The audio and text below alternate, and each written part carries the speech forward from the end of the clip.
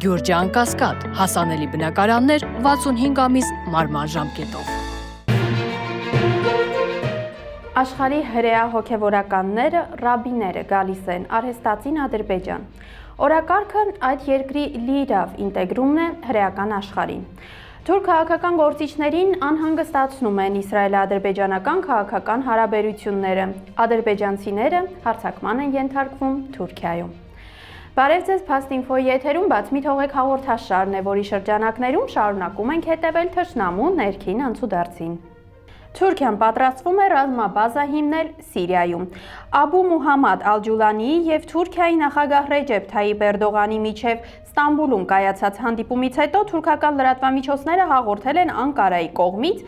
Սիրիայում ռազմաբազա հիմնելու ծրագրերի մասին։ Թուրքական թերթերից մեկը գրել է, որ Թուրքիան մտադիր է Սիրիայի տարածքում կառուցել երկու ռազմական բազա, մեկը օդային, մյուսը ծովային։ Իսրայելում և անգամ Թուրքիայում եվրատեսիլյան կրքերը չեն հանդարտվում, քաղաքական վեճի են վերածվել։ Մինչ իսրայելական լրատվամիջոցներն ու քաղաքական գործիչները գրեթե ողջ Եվրոպային հակասեմականության մեջ են մեղադրում, կապված եվրատեսիլում երկրորդ տեղի հետ, Թուրքիան նույնպես չի մոռացել դրա մասին։ Թուրք պանթյուրքիստ քաղաքական գործիչ ընդդիմադիր դեմոկրատական կուսակցությունից Օմեր Ֆարուկ Գերիգիրլիօղլին քննադատել է Ադրբեջանին Իսրայելի հետ սերտ հարաբերությունների համար։ Նրա զայրույթի պատճառը վերջերս Ադրբեջանի պաշտպանության նախարարի եւ Իսրայելի պաշտպանության նախարարի միջև կայացած հանդիպումն էր, ինչպես նաեւ այն փաստը, որ Եվրատեսի 2025 մրցույթում ադրբեջանցիները 12 միավոր տվեցին իսրայելցի երգչին։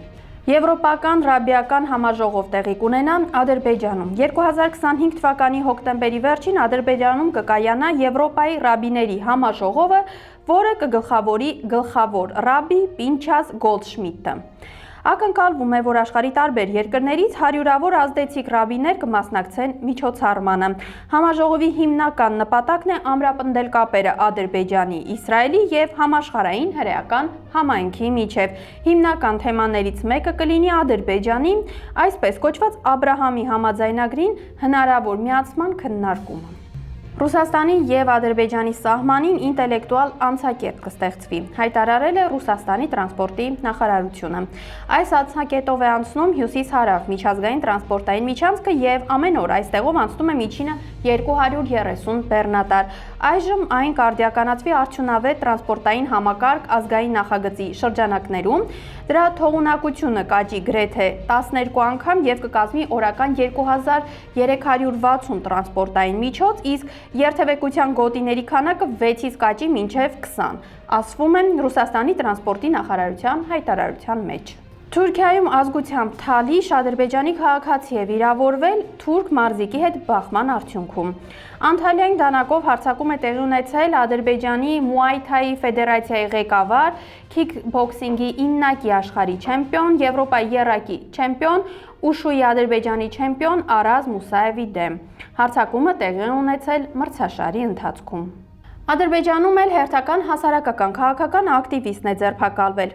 Լուրեր են շրջանառվում Ադրբեջանում գործող Նիդա շարժման ակտիվիստ Նիջատ Ամիրասլանովի ձերբակալության մասին։ Հարազատների խոսքով ձերբակալությունը կարող է կապված լինել նրա հակապետական գործունեության հետ։ Թուրքական Փարահեղդար սերիալի աստղը բանտում կհայտնվի։ Հեռուստասերիալում Սուլթան Սուլեյմանին մարմնավորված Հալիդ Էրգենչը մեղավոր է ճանաչվել 2013 թվականի Ստամբուլում տեղի ունեցած բողոքի ցույցերի հետաքննության շրջանակներում կեղծ ցուցմունք տալու մեջ։ Նա դատապարտվել է 2 տարի 3 ամիս ազատազրկման, սակայն դատարանը հաշվի առնելով Էրգենչի քրեական անցյալի բացակայությունը ժամկետը կրճատել է 1 տարի, 10 ամիս և 15 օր ազատազրկմամբ։ Թուրքիան շարունակում է մաքրել քաղաքական դաշտը ընտրություններից առաջ։ Ստամբուլի քաղաքապետարանում կոռուպցիայի դեմ պայքարի հետաքննության շրջանակներում ձերբակալվել է ևս 44 մարդ։ Սա Ստամբուլի քաղաքապետարանում ձերբակալությունների արդեն 3-րդ ալիքն է։ Բանն այն է, որ ըստ հարցումների Արդարություն և զարգացում կուսակցությունը և նախագահ Էրդողանը զիջում են դիրքերը Հանրապետական ժողովրդական կուսակցությանը։ Էքրեմ Իմամօղլուն նախագահի թեկնածուների շարքում առաջատարն է, հարցվածների 51%-ը նշել է, որ կքվեարկի նրա օգտին, իսկ 40.3%-ը Էրդողանի օգտին։ Ըստ երևույթին Էրդողանը որոշել է բանտարկել իր բոլոր հակառակորդներին։ Ռուսական Ցարգրադ հեռուստաալիքի կայքը Ադրբեջանում անհասանելի է դարձել։ Արգելափակումը տեղի ունեցել այն բանից հետո, երբ Մինվալ պոլիտիկա հրատարակության գլխավոր խմբագիր Էմիլ Մուստաֆայևը մեղադրել է հեռուստաալիքին հակաադրբեջանական քարոզչության մեջ։ Թուրանսկի Էքսպրես տելեգրամյան ալիքն էլ այս կերպ է մեկնաբանել հեռուստաալիքի արգելափակումը։